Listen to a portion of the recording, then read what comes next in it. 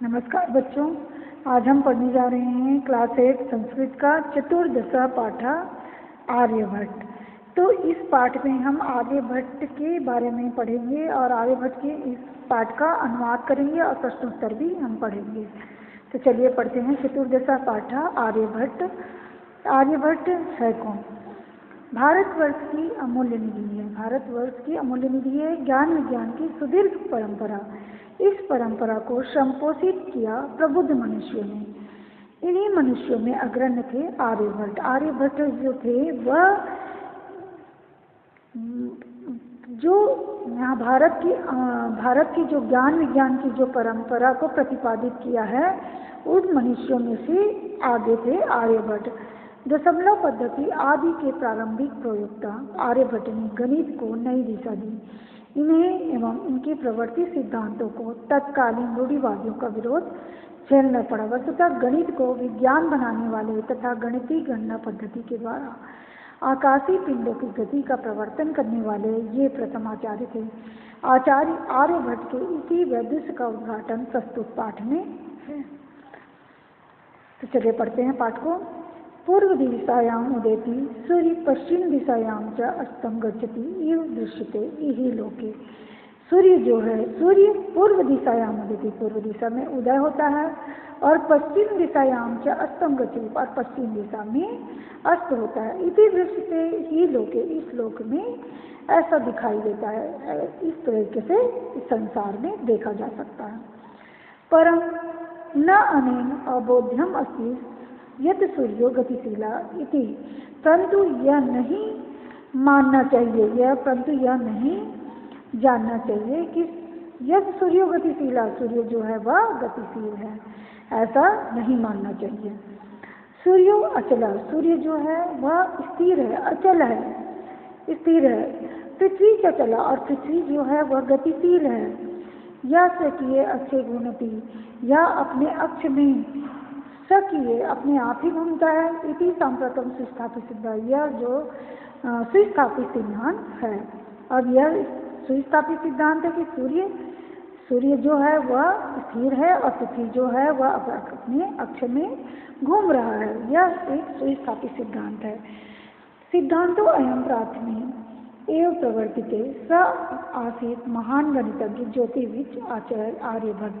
सिद्धांतो अयम, इस सिद्धांत के प्रथम एवं प्रवर्तिते, प्रथम प्रतिपादित किया, प्रथम इस सिद्धांत को प्रथम जिसने प्रतिपादित किया है स महान गणितज्ञ ज्योतिर्विद, वह है महान गणितज्ञ ज्योतिषी आर्यभट्ट। पृथ्वी स्थिरा वर्तते, पृथ्वी जो है वह स्थिर है।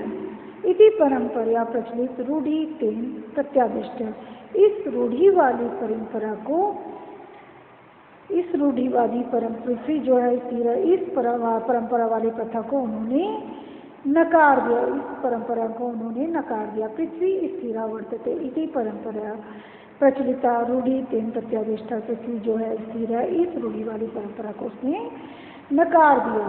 तेन उद्रहिता यद गतिशीलायाम नौकायाम उपविष्ट मानव नौकम स्थिराम अनुभवति, और उसने उदाहरण दिया कि गतिशील नौका में उपविष्ट मतलब बैठा हुआ मानव नौका में स्थिराम अनुभवति, नौका को स्थिर अनुभव करता है, रुका हुआ अनुभव करता है। अन्यांश पदार्थान गतिशीलान अवगच्छति, और अन्य पदार्थों को गतिशील मानता है, तब घूमता हुआ मानता है। एवं में गतिशीलायाम पृथ्व्याम अस्थिता, और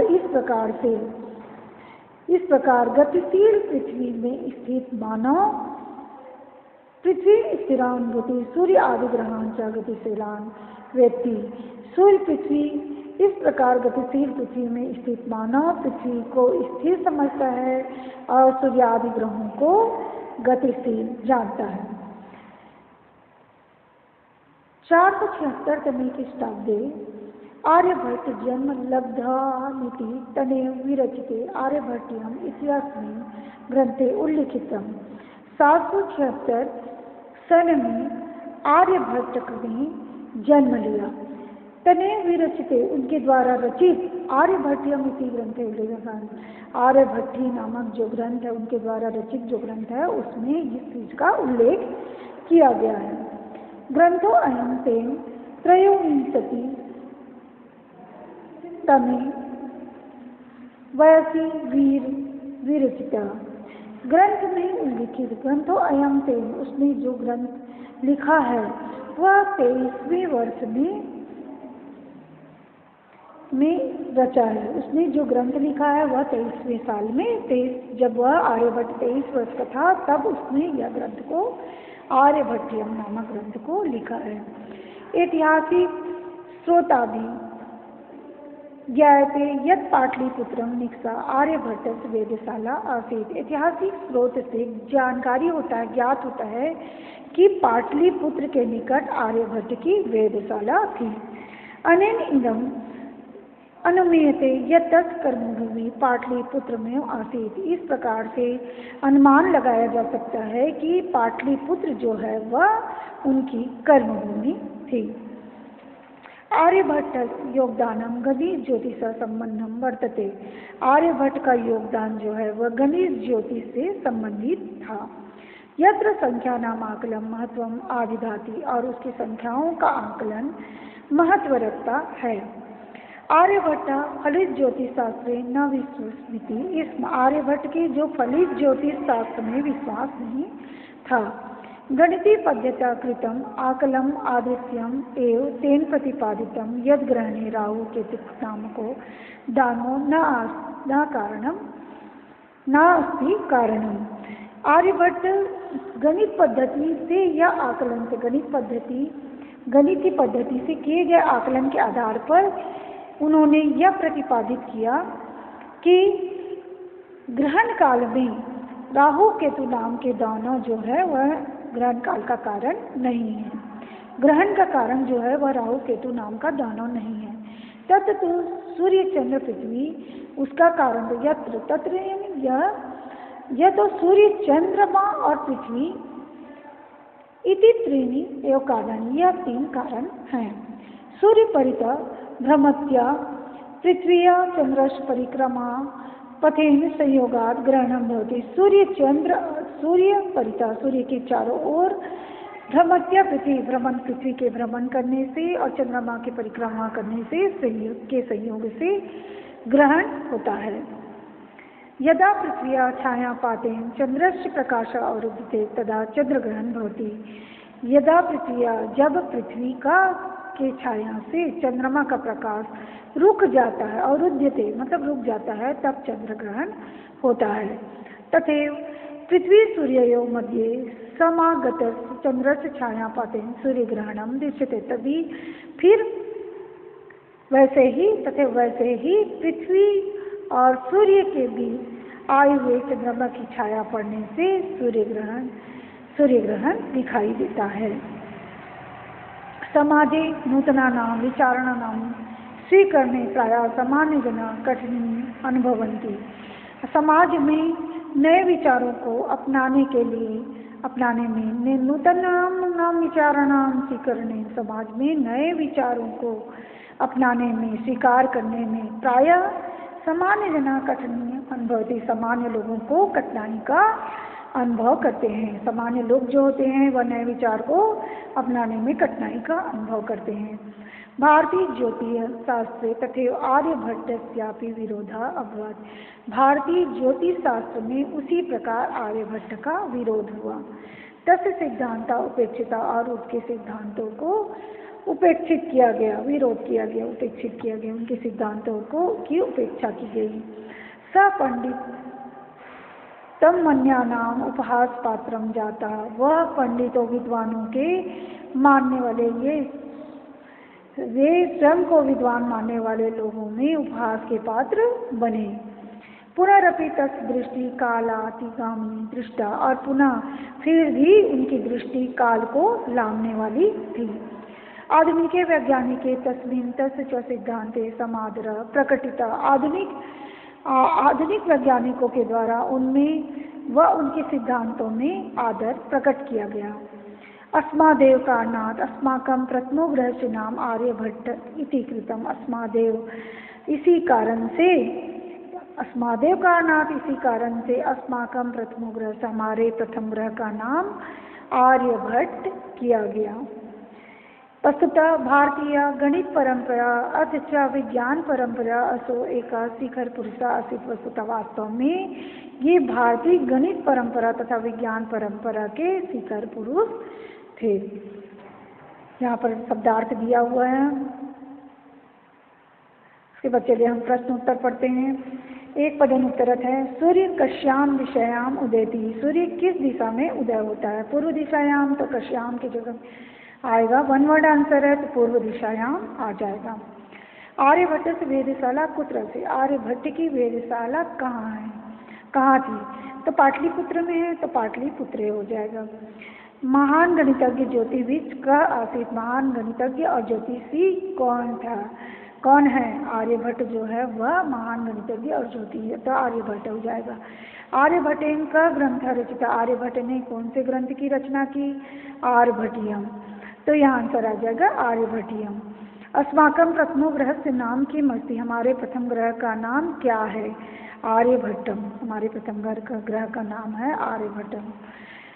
तीसरा नंबर का क्वेश्चन, रेखांकित पदानि आधारित प्रश्न निर्माणम करो। प्रश्न निर्माण करने हैं हमको।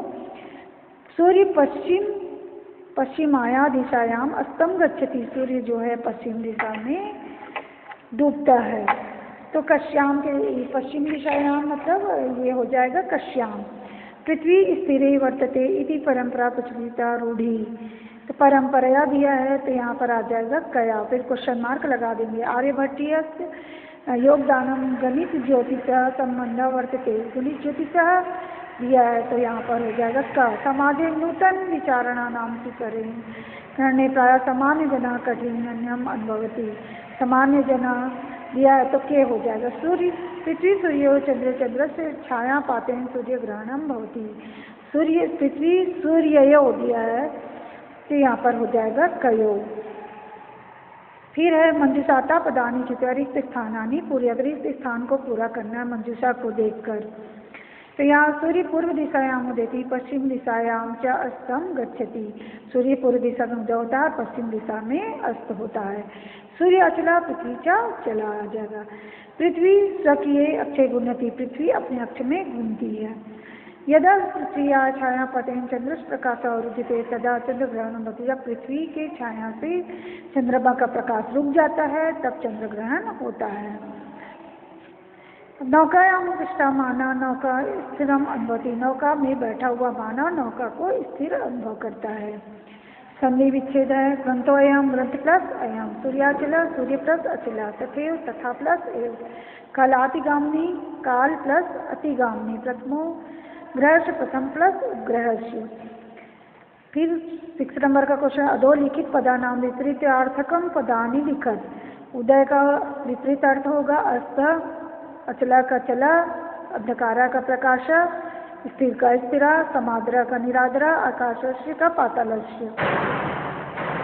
फिर अधोलिखित पदानाम समानार्थक पदानी पाठा चित्व लिखा। समानार्थक पद पाठा से ढूंढकर लिखना है।